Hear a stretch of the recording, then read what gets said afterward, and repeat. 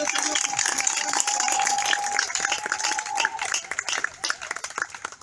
Amen. Comme il l'a dit, mon nom c'est Emmanuel. Vous me recevez? Oui. D'accord. Pendant qu'il parlait, avant de commencer, j'ai envie de partager quelque chose avec vous. Le nom de votre cellule est Emmanuel. Quelqu'un peut me dire ce que ça veut dire? Pardon? Dieu avec Dieu avec nous. D'accord. J'aimerais que nous puissions prendre ne serait-ce qu'une minute pour réfléchir à ces trois mots. Dieu avec nous. Lorsqu'on te dit Dieu est avec toi, qu'est-ce que tu entends? Qu'est-ce que tu comprends? Ne passe pas vite sur les mots. Ne te précipite pas pour vite le répéter. Emmanuel, Dieu avec nous. Emmanuel, Dieu avec nous. Prends le temps et médite là-dessus. Dieu avec nous. Dieu avec nous. C'est très profond. C'est très profond. C'est mon nom. Mais j'avoue que moi-même, je n'ai même pas encore fini de voir la variété de Dieu au travers de ce simple nom. À combien plus forte raison, nous qui sommes tous ici présents et qui proclamons que Dieu est avec nous. Amen. Je vous invite à prendre conscience d'une chose. Lorsque vous dites Emmanuel et que vous arrivez à cet endroit, là où vous arrivez à vous rencontrer, à vous réunir pour prier, pour chanter, pour glorifier le nom du Seigneur, je ne vous demande pas, je vous dis juste, ayez la certitude que Dieu est là. Ne doutez pas. Ne doutez pas. Dieu avec nous. Soyons conscients de ça. Amen. Nous allons louer le Seigneur. Mais avant, j'aimerais vous inviter, nous tous, à fermer les yeux. À fermer les yeux et incliner la tête.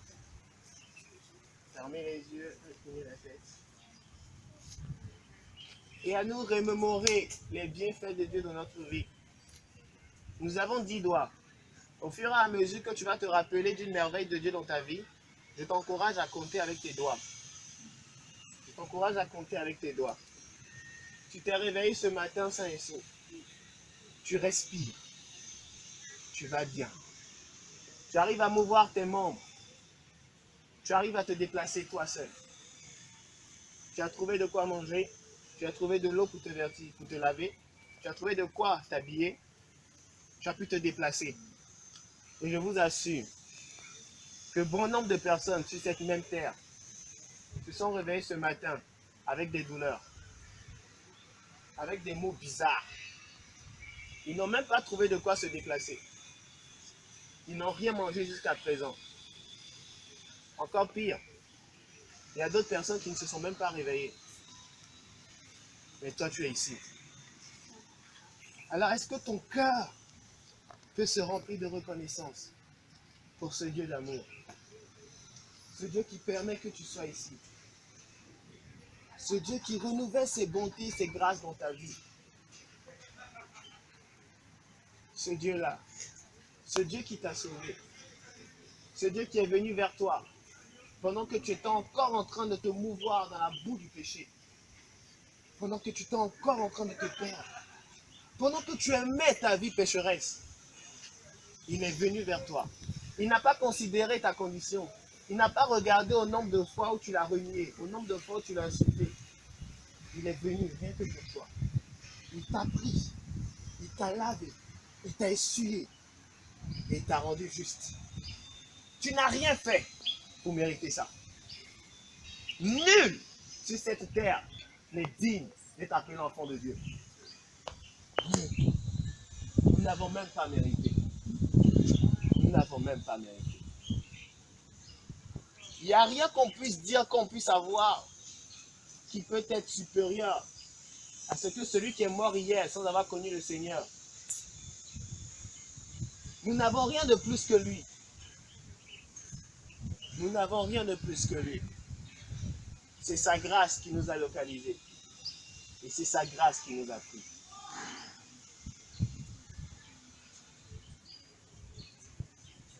Père, nous déclarons que nous t'aimons.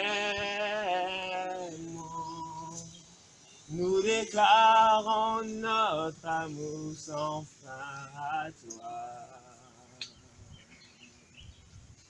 Père, nous déclarons que nous t'aimons. Nous déclarons notre amour sans fin à toi. Oh Père, Père, nous déclarons que nous t'aimons. nous déclarons notre amour sans fin à toi. Père, nous déclarons, Père, nous déclarons que nous t'aimons. Nous déclarons notre amour sans fin à toi. Père, nous déclarons, Père, nous déclarons oh, que nous t'aimons. Nous déclarons notre amour sans fin à toi. Ne t'ai-je pas dit, si tu crois, tu verras ma gloire. Tu verras ma gloire se manifester dans ta vie. Ne t'ai-je pas dit que si tu crois, tu verras ma gloire. Tu verras ma gloire dans ta vie. Ne t'ai-je pas dit, ne t'ai-je pas dit, si tu crois, tu verras ma gloire. Oh, oh, tu verras ma gloire se manifester dans ta vie. Ne t'ai-je pas dit, si tu crois, tu verras ma gloire. Tu verras ma gloire dans ta vie. Père, nous reconnaissons que c'est une grâce de venir dans ta présence. Seigneur, beaucoup d'autres personnes auraient pu être ici, Seigneur. Mais tu as choisi que moi je sois là, afin de communier avec toi, afin d'écouter ta parole, Seigneur. Et pour ça, je te suis reconnaissant. Je te suis reconnaissant de ce que tu permets que je puisse entendre ces choses. Je te suis reconnaissant de ce que tu permets que je sorte de l'ignorance. Tu as dit dans ta parole, Seigneur, que ton peuple meurt, que ton peuple périt, faute de connaissance. Aujourd'hui, tu vas ajouter quelque chose à la valeur que tu m'as donnée. Aujourd'hui, tu veux transformer ma vie, Seigneur. Ces quelques minutes que je passe ici, Seigneur, j'ai foi que ces minutes changeront ma vie.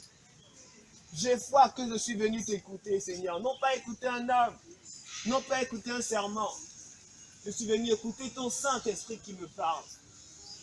Oh Père de grâce, inspire-nous, inspire-nous. Que je ne sorte pas d'ici tel que je suis venu. Que je ne sorte pas d'ici tel que je suis venu. Décharge-moi, reste en moi. Renouvelle mes pensées. Transforme ma vie, Père. Afin que bon nombre de personnes puissent voir combien de fois tu es grand et puissant. Nous mettons ce moment entre tes mains. Donne gloire à ton nom, Jésus. Et que toute la gloire te revienne en fin de compte. C'est dans ton saint nom, dans ce nom glorieux, dans ce nom magnifique, dans ce nom excellent. C'est dans le nom de Jésus-Christ de Nazareth que nous avons ainsi prié. Avec acclamation. Avec acclamation. Avec acclamation. Avec acclamation.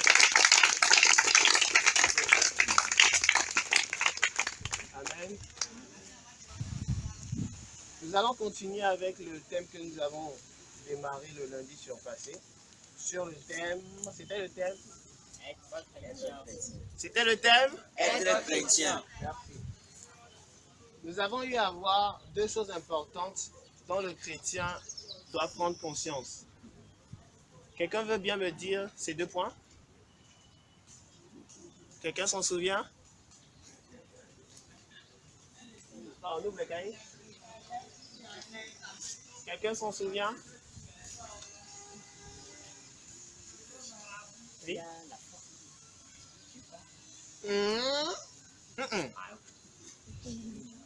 Quelqu'un s'en souvient? Personne. Personne. D'accord. On a eu à parler de l'amour de Dieu. C'était le premier point que nous avons vu. Et le deuxième point, c'était la prise de conscience de ce que nous sommes dans une guerre. C'était les 2 points que nous avons eu à étudier la dernière fois. Aujourd'hui, nous allons aller en profondeur.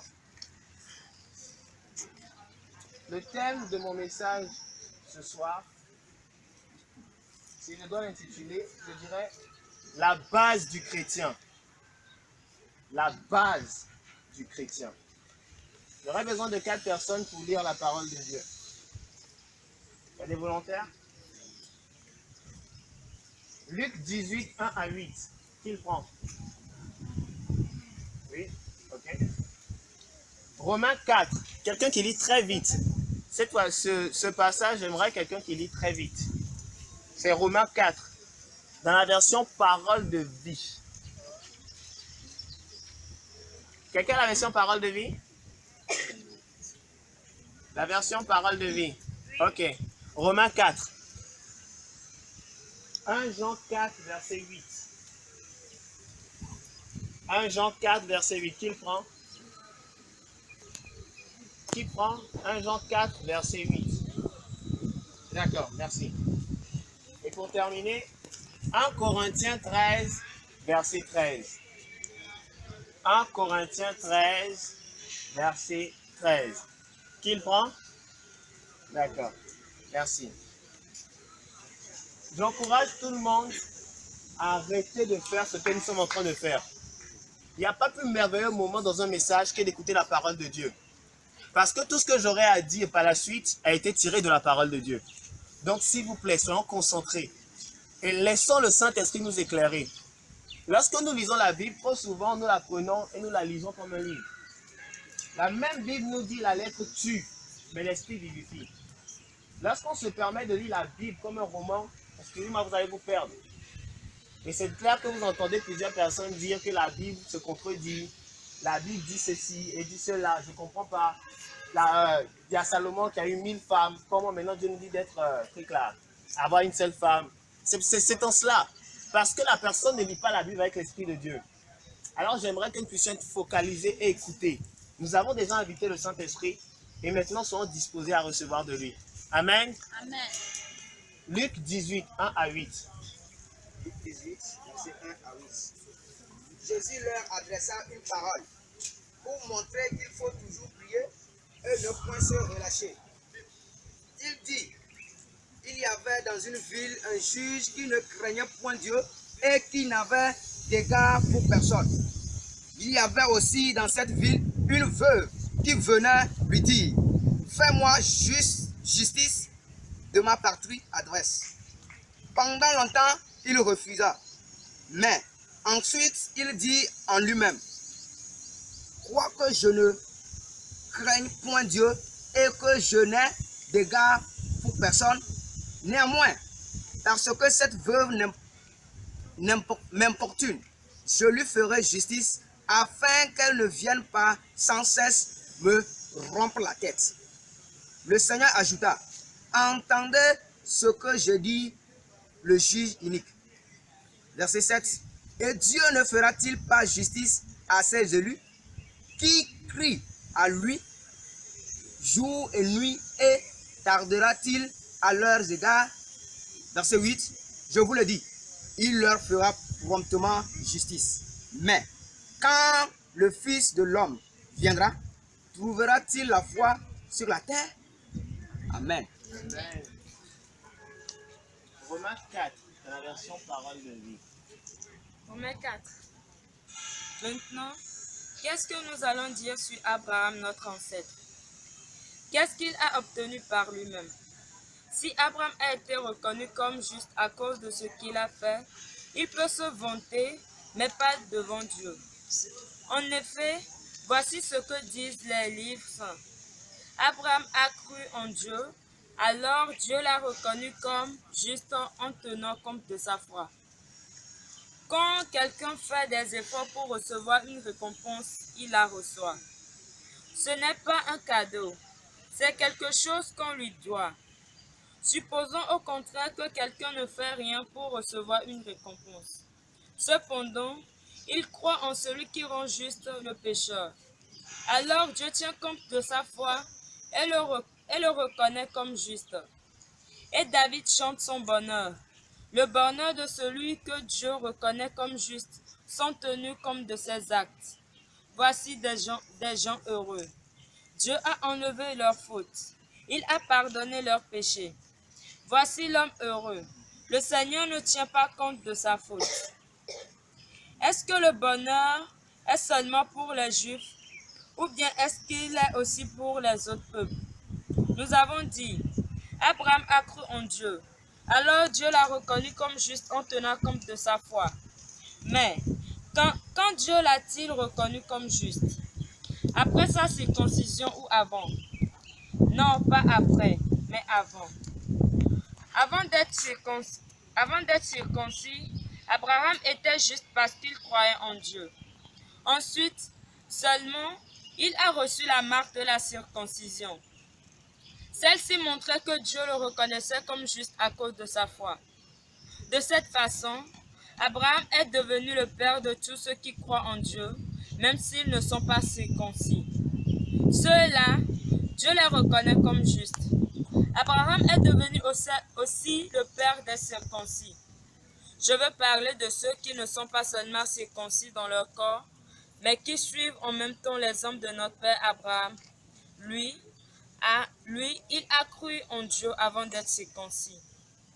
Dieu a promis à Abraham et à ceux qui allaient naître de lui qu'il recevrait la terre. Mais cette promesse, Dieu ne l'a pas faite parce que Abraham a obéi à la loi. Il l'a faite parce qu'il a reconnu Abraham comme juste à cause de sa foi. Si les biens promis étaient seulement pour ceux qui obéissent à la loi, la foi ne servirait à rien et la promesse de Dieu n'aurait plus de valeur. En effet, la loi produit la colère de Dieu, mais quand il n'y a pas de loi, on ne peut pas désobéir à la loi. Pour cette raison, c'est en croyant qu'on reçoit les biens promis et c'est vraiment un don gratuit. Alors la promesse est valable pour ceux qui sont nés d'Abraham. Elle est valable non pour ceux qui sont soumis à la loi, mais également pour ceux qui croient comme Abraham, notre Père à tous. Oui, les livres saints disent, « J'ai fait de toi le père de beaucoup de peuples. » Abraham est notre Père devant Dieu, en qui il a cru. C'est le Dieu qui donne la vie aux morts et qui appelle à exister ce qui n'existe pas encore. Il n'y avait plus d'espoir et pourtant Abraham a espéré. Il a cru en Dieu et pour cela, il est devenu le père de beaucoup de peuples. Les livres saints le disent. Ceux qui vont naître de toi seront très nombreux. La foi d'Abraham est restée solide. Pourtant, il avait à peu près 100 ans. Et il le savait. Son corps était déjà comme mort et Sarah ne pouvait pas avoir d'enfant. Devant la promesse de Dieu, il n'a pas manqué de confiance. Au contraire, sa foi l'a rempli de force et il a rendu gloire à Dieu. Il était sûr d'une chose. Ce que Dieu a promis, il est assez puissant pour le faire. C'est pourquoi Dieu a reconnu Abraham comme juste. Quand les livres saints disent « Dieu l'a reconnu comme juste », ces paroles ne sont pas pour Abraham seulement. Elles sont aussi pour nous et Dieu tiendra compte de notre foi. En effet, nous croyons en lui qui a réveillé Jésus notre Seigneur de la mort. Jésus a été livré à cause de nos fautes, mais Dieu l'a réveillé de la mort pour nous rendre justes. Amen. Amen. 1 Jean 4, verset 8. 1 Jean 4, 8. Celui qui n'aime pas n'a pas connu Dieu, car Dieu est amour. Amen. 1 Corinthiens 13, verset 13. 1 Corinthiens 13, verset 13. Maintenant donc, ces trois choses restent, la foi, l'espérance, l'amour, mais la plus grande des trois, c'est l'amour. Amen. Amen. Amen. Le titre de mon exhortation est la base du chrétien. Et les trois choses que j'aimerais mettre dans la base du chrétien, c'est ce qui a été énuméré dans 1 Corinthiens 13, verset 13. La foi, l'espérance et l'amour. Mais je n'aurai pas à détailler les trois. Peut-être l'espérance, on le fera la prochaine fois. Mais les deux prioritaires, c'est la foi et l'amour. Dans le contexte de Romains, verset 4, lorsqu'on parle de circoncision, le peuple juif était le peuple choisi de Dieu. Et quiconque se disait de Dieu devait être circoncis. C'est quoi la circoncision? C'est enlever le... Je pense que c'est le truc là, à côté de l'organe. C'est le pubis, non? Oui. Au niveau de l'organe génital. Et tout homme de ce peuple qui se dit faire partie de Dieu doit se l'enlever. Qu'il soit grand ou petit, on l'enlève. Parce qu'il est de Dieu. Et ça crée de la polémique. Pourquoi? Parce que lorsque le peuple de Dieu a refusé d'accepter Jésus-Christ comme Seigneur et Sauveur, c'est-à-dire comme Fils de Dieu, c'est-à-dire Dieu, Dieu est allé chercher ailleurs. Il est venu nous chercher, nous. Quelqu'un a pu le dire, on est comme dans la volonté permissive de Dieu, quoi. Il a voulu quelque chose, n'a pas pu l'avoir, puis il est venu nous chercher. C'est comme la parabole dont Jésus a raconté cette histoire, le roi qui organisait un buffet. Il organisait un buffet et il avait invité plusieurs personnes. Mais il s'avère qu'à la dernière minute, toutes ces personnes qui ont été invitées par le roi ont fini par désister. D'autres disaient, je dois marier ma fille, je dois aller au champ, j'ai des choses à faire, il y a des tas de trucs que je dois faire, je ne pourrais pas arriver, mon roi. Et le roi, pris de colère, bon, il a déjà dressé la table, il a déjà tout fait. Il ne pouvait pas tout jeter. Alors qu'est-ce qu'il a fait? Il a demandé à ses serviteurs, allez dans les rues, cherchez tout ce que vous voyez, ramenez-les à mon buffet, afin qu'ils puissent fêter avec moi. Les personnes qui étaient invitées à la table du roi au commencement, ce sont les Juifs. Mais les Juifs ont refusé Jésus-Christ. Alors Dieu est venu nous chercher, nous. Et c'est ça la grâce. Mais il ne s'agit pas de ça ce soir dans mon exhortation. C'était pour expliquer, afin que tout le monde soit dans le contexte, pour comprendre très exactement. Le premier point que je vais aborder, c'est la foi. Et je prie le Seigneur de permettre que vous puissiez comprendre ça comme moi je l'ai compris. La foi est toute notre vie. Véritablement, la foi est toute notre vie. Qui est sûr que s'il meurt, il ira au paradis? Sur la base de quoi? Rien ne te prouve que tu iras au paradis. Rien. C'est parce que tu as la foi que tu te dis que tu iras au paradis. Regardez ça, Romains 4. Paul était en train d'expliquer que le fait d'être circoncis maintenant n'a plus son contexte. Que tu sois circoncis physiquement ou que tu ne le sois pas, lorsque Dieu te choisit, il t'a choisi. Abraham n'a pas été juste à cause de ce qu'il faisait. C'est parce qu'il a cru en Dieu qu'il a été juste. Où en sommes-nous par rapport à notre foi? À quel point nous croyons en Dieu? À quel point nous croyons en la toute-puissance de Dieu? À quel point? J'ai pris tellement conscience de la chose que je suis arrivé au fait de ça. De la même façon que physiquement, nous mangeons pour grandir, je crois fermement que nous avons aussi un être spirituel, l'esprit que nous sommes, qui grandit par la foi. Tu manges et tu entretiens ton être, tu entretiens ton corps. Tu grandis avec ça. Ton esprit, lui, se nourrit de la foi. Or, Hébreux 11, verset 1 nous dit, la foi,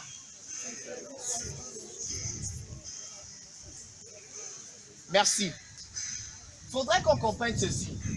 La foi nous vient seulement de Dieu. Et ça nous vient de la parole de Dieu, de ce que nous avons entendu Dieu nous dire quelque chose.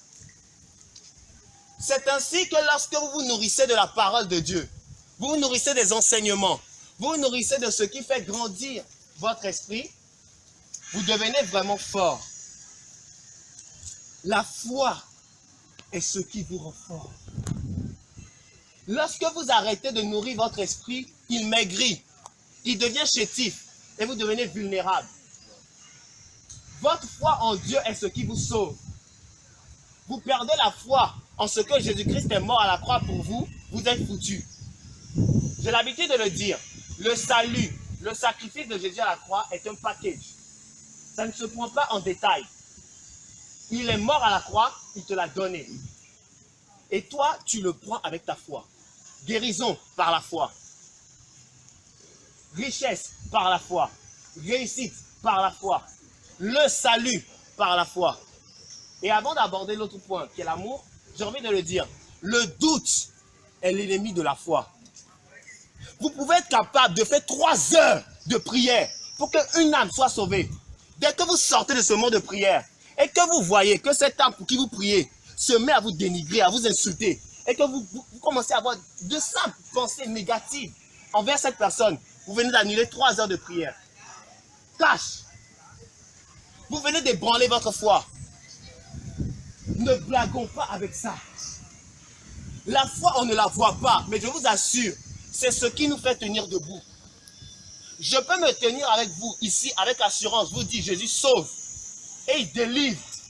Mais je n'ai rien pour vous prouver s'il n'y a pas un cas qui se présente. C'est la foi qui le fait. Je suis conscient d'une chose. J'ai tellement nourri mon esprit. Je peux être là présentement mince, chétif. Mais je vous assure, non, blague à part quoi. Je suis sûr que mon esprit est trop musclé. Yes. Je vous assure. Non, attends. Pause. Où en êtes-vous par rapport à votre esprit? Est-il chétif? Si un démoniaque se pointe devant vous et il dit je vais vous étrangler, qu'est-ce que vous faites? Quand vous allez même dire je m'entoure du sang de Jésus, est-ce que tu vas trembler dedans? Est-ce que tu auras la foi? Votre foi est ce qui vous fait tenir debout. Si le diable se présentait à vous dans votre nuit, vous faites quoi? Vous aurez peur? Ou est-ce que vous allez réellement croire en ce que Dieu a dit? Vous pouvez tout par moi qui vous fortifie. Si je suis avec vous, qui sera contre? Ne perdons jamais la foi. Vous vous séparez de la parole de Dieu. Vous vous séparez des enseignements. Vous êtes en train d'affaiblir votre esprit. Et si votre esprit est faible, votre chair prend le dessus. Or, votre chair est en collaboration directe avec Satan. Et elle peut vous tuer. Et le diable ne vous ratera pas. Amen. Affermissons notre foi. Le deuxième point, c'est l'amour. Nous avons abordé le point la dernière fois sur l'amour de Dieu. Aujourd'hui, j'aimerais vous parler de l'amour que nous devons manifester, nous, en tant qu'enfants de Dieu. Ça me ramène une image que le Seigneur m'a fait voir. Beaucoup de chrétiens dans l'église, présentement, seront surpris à la fin du monde. Vous savez pourquoi? Parce que le jour où nous serons face à Dieu et que nous aurons nous-mêmes, on va se dire, je suis sûr, quoi, rien à faire. Avec ce que j'ai fait sur terre, il y a au paradis, quoi. Rien à faire. Mais Dieu va lui dire ce jour-là, tu ne me connais pas. Je ne te connais pas. On ne s'est même pas connus. Mais il a dit, j'ai chassé les démons en ton nom. Seigneur, j'ai prêché l'évangile à la puissance. J'ai démontré la force. Mais Dieu va te dire, ma parole ne t'a-t-elle pas dit que je suis amour? Quand est-ce que tu as manifesté de l'amour? Quand est-ce que tu m'as vu? Quand est-ce que je me suis retrouvé en toi? La Bible ne nous dit peut-être pas que il y a qu'en démontrant de l'amour que les hommes sauront que nous sommes de Dieu. Je vais beaucoup plus loin. Face à un cas de délivrance, à un cas de guérison, si vous n'avez pas d'amour, vous allez perdre du temps pour rien. 2 mots suivaient Jésus, compassion et amour. Jésus voyant la foule, fut ému de compassion. Alors que dans le cœur de ses disciples, c'était c'est quoi encore ces personnes-là? Regardez-moi la prostituée là, regardez-moi le voleur là, il vient faire quoi encore ici? Or Jésus, son cœur languissait, son cœur était ému de compassion. Son cœur était ému de compassion. Un évangéliste en 1862, si je m'en souviens, il s'appelle Moody. Pendant la guerre civile, il courait sur le champ de bataille. Qu'est-ce qu'il faisait? Il cherchait les personnes qui étaient blessées et qui agonisaient, qui étaient prêts à mourir. Quand il s'approchait de ces personnes, première chose qu'il demande, est-ce que vous êtes chrétien? Sinon, il lui fait faire la prière du salut en même temps. Parce qu'il sait que la personne va mourir. Et cette personne se fait la prière du salut, où elle va aller? Elle va aller en enfer. C'est clair. La personne prenait son temps, cet évangéliste, il prenait son temps. Il courait sur le champ de bataille, avec tous les armes qui couraient, toutes les explosions, afin de sauver des vies. Quelqu'un qui est chrétien, qui est de Dieu, a le cœur de Dieu. Qu'est-ce que tu fais quand tu es avec tes amis musulmans? Quand tu es avec toutes ces personnes qui ne connaissent pas le Seigneur Jésus, et tu es à l'aise, tu souris avec eux, qu'est-ce que tu fais? J'ai aimé le témoignage de la sœur. Lorsqu'elle parlait de son père, et qu'elle ne voulait pas que son père quitte la terre, tant qu'il n'a pas fait la prière du salut. Elle est consciente de quelque chose. Est-ce que nous en sommes tous conscients? Sans l'amour de Dieu, excusez-moi, nous serons limités. Tout ce que vous désirez, vous ne pouvez l'avoir que par amour. Jésus a dit, le plus petit dans le ciel est celui, le plus grand dans le ciel est celui qui sert sur la terre. C'est celui qui se met au service de tout le monde. À quel niveau, je dirais bien, quel est le summum de ton service? Est-ce que tu te dis, ok, si mon grand frère m'envoie 5 fois dans la journée, c'est bon. Il va aller la 6e fois là, c'est bon quoi. C'est bon. Lui aussi, il a des pieds, il a des mains, il peut se déplacer. À quel niveau de service tu es? En classe de terminale, j'ai fait ma terminale au collège Notre-Dame des Apôtres.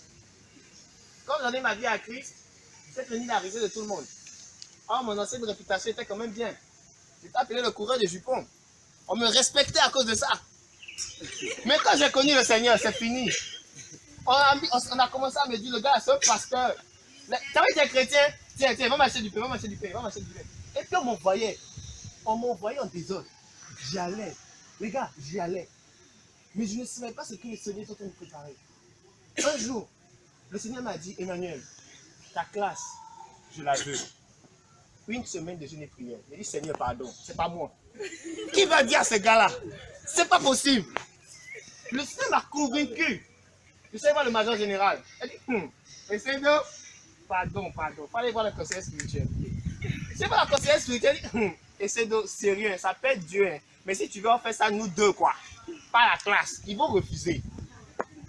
Je ne me suis pas limité à ça parce que je savais que ça venait de Dieu. Je suis allé voir le titulaire. C'était un lundi matin, avant qu'il commence son cours. Et je lui ai dit, s'il vous plaît, monsieur, bon, il faut savoir comment parler. Hein. Ça m'a dit, Dieu m'a dit, envie de se préparer pour l'examen du bac, il serait bien qu'on puisse se réconcilier avec Dieu. Et donc, j'ai eu à cœur qu'on puisse faire 1 semaine de jeûne et de prière. Prof d'SVT, fais ça. Je suis d'accord. Ils sont tes amis. Hein? Et puis là, je me tourne, j'expose la situation à mes camarades. Première réaction, bien. Le titulaire dit, taisez-vous. Et puis là, tu entends, je pose la question directe. Que tous ceux qui sont d'accord lèvent la main. Tu vois, il n'y a personne, quoi. Personne n'a levé d'abord. Même la conseillère spirituelle qui était d'accord, elle ne lève pas. Tout le monde attend. Et puis là, tu vois, il y a un silence, et puis il y a des minutes, il y a des silences, et tu vois, 1 main, 2 mains, 3 mains, 4 mains, 5 mains, 6 mains, 7 mains. On était plus d'une trentaine dans la classe. 20 avaient levé les mains. Et 10 c'était avec un citron. Qu'est-ce qui s'est passé? Le prof a dit, tout le monde jeune. Rien à faire, tout le monde jeune. C'était incroyable, je vous assure. De toute l'histoire du NDA, je n'ai jamais vu ça de mes propres yeux.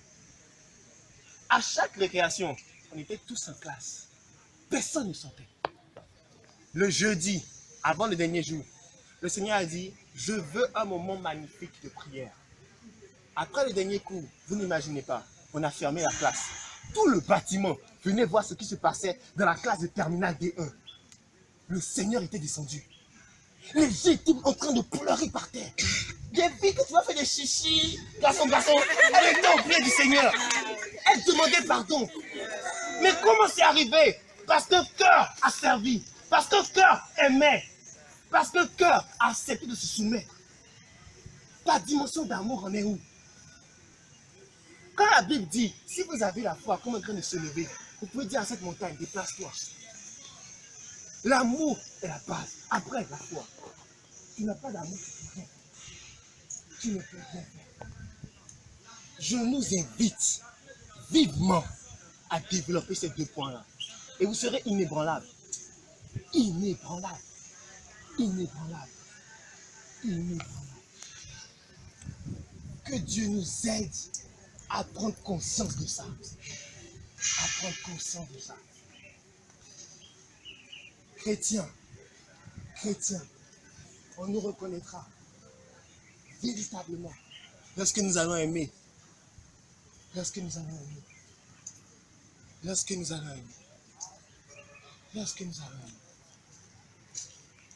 Et quand tu es conscient des choses spirituelles, tu es conscient d'une dimension très élevée, et tu sais qu'il y a une vie après la mort, tu arrêtes de t'attacher aux choses naturelles. Je donne un exemple. Tu es rentré du cours. Toi, tu as eu faim, quoi. Tu es rentré à 14h30. Le coup était chaud. Tu arrives, tu vas manger durant la journée. Tu arrives à la maison. On te dit ton petit frère a tout mangé. Tu fais quoi? Où il est? Où il est? Où il est? Où il est? Où est-ce que tu es détendu avec ça? Non, je suis très sérieux. Parce que c'est en cela aussi qu'on reconnaît l'amour, en fait. Mon ami, tu as faim. Tout le monde sait. Ton petit frère a mangé. Lorsque tu prends conscience de ce que nous avons tous des comptes dans les cieux, et que ça comptabilise tout ce que tu fais de bien sur cette terre, tu as l'aise à donner. Je donne un exemple. Vous êtes dans un endroit et on vous distribue des choses en fait. On vous distribue, par exemple, on vous distribue maintenant des takeaways pleins de nourriture avec du jus. Et il y a quelqu'un qui arrive. Assiste à la fin. Et il y a quelqu'un qui arrive et il arrive en dernière position. Il dit, oh, j'ai pas eu. Et puis tout le monde dit, oh, c'est fini, hein. Tu n'étais pas là, c'est tout. Qu'est-ce que tu fais? Tu restes aussi à dire, c'est fini, hein. Moi et pour moi. Où est-ce que tu es capable de lui donner? Parce que tu es conscient de ça. Tu es conscient du fait que l'homme ne se nourrira pas seulement de pain et d'eau. Et que tout ce que tu fais comme geste, tout ce que tu poses comme geste, Dieu, il écrit, donner, valider, valider, valider, valider. Tu es en train de créditer ton compte dans les cieux. Chrétiens que nous sommes. Le dernier point que je veux aborder, c'est l'évangélisation. Si tu as l'amour, si véritablement tu as l'amour, tu ferais comme cet évangéliste Moody. Tu ferais comme lui.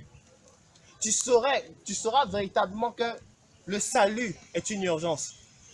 Hier, je disais à mon équipe d'évangélisation que si on s'en va, les gars, ne ratez personne. Dès l'instant que l'approche a été faite, l'accroche a été faite, serrez avec la personne qui a fait sa prière du salut. Parce que vous pouvez la laisser là. Vous la laissez. Vous lui dites, ok, je prends ton numéro, on va discuter. Jésus revient à 23h là. Aujourd'hui, viens à 23h. Tu as perdu l'âme. Tu as perdu la personne. Quand tu discutes avec quelqu'un, tu as la possibilité de lui faire la prière du salut et tu reportes. La personne rentre chez elle, elle fait un accident. Elle ira en enfer. L'urgence du salut. Développons notre foi. Soyons affermis. La foi vient de ce qu'on entend. Et ce qu'on entend vient de la parole de Dieu. Avant la foi, il y a l'amour. L'amour que Dieu nous a donné. Il y a quand cela qu'on reconnaîtra véritablement que nous sommes enfants de Dieu. Lorsque nous allons nous mettre à nous aimer. À aimer la personne que le commun des mortels n'aime pas. Ce pauvre gars que tu vois toujours se promener dans le lycée ici là. Ce pauvre gars qui n'a rien trouvé à manger. Quand tu pars lui acheter quelque chose à manger, tu lui offres. C'est ça l'amour. L'amour, c'est pas seulement donner à ceux qu'on aime. C'est surtout donner et faire à ceux qu'on n'aime pas. Amen. Amen. Je nous encourage véritablement. Et vous verrez, la base du chrétien sera faite. Amen. Amen. Est-ce qu'on peut incliner la tête? Inclinez la tête.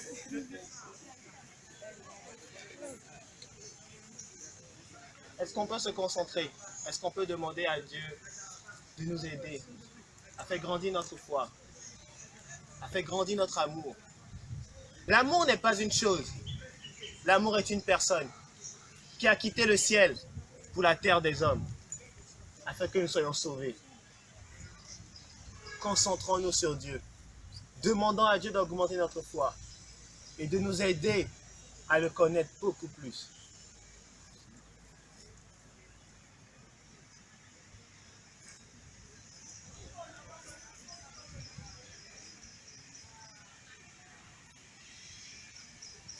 Est-ce qu'on peut demander réellement l'aide de Dieu?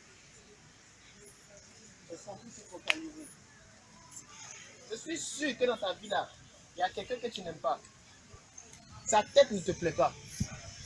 Demande à Dieu de donner la capacité d'aimer cette personne. Peut-être quelqu'un ici, un de ses parents a eu à le blesser. Quelqu'un ici, son grand frère lui a fait quelque chose qui lui est rentré dans le cœur. Et il s'est dit qu'il n'allait jamais pardonner son frère. Aujourd'hui, libérons notre cœur. Soyons libres. Soyons free. Acceptons d'aller à une autre dimension avec Dieu. Acceptons d'aller à une autre dimension avec Dieu. Jésus a fait cette prière. Père, je prie qu'il te connaisse tel que tu es. Connaître le Père tel qu'il est, c'est connaître l'amour. C'est connaître Dieu dans sa dimension amour. C'est connaître Dieu dans sa dimension amour. Pendant que nous avons encore les yeux fermés, la tête baissée, si tu es ici, tu as écouté cette parole, et véritablement tu n'as jamais expérimenté ce qu'on appelle l'amour de Dieu manifesté pour l'homme. C'est-à-dire tu n'as jamais accepté Jésus-Christ dans ta vie comme ton Seigneur et ton Sauveur. Tu ne lui as jamais dit, je t'accepte Seigneur, je renie mon ancienne vie, je décide de vivre pour toi. Si tu n'as jamais fait ça, je t'invite à lever une main. Je t'invite à lever ta main. Pendant que nous avons les yeux fermés, la tête baissée. Si tu n'as jamais donné ta vie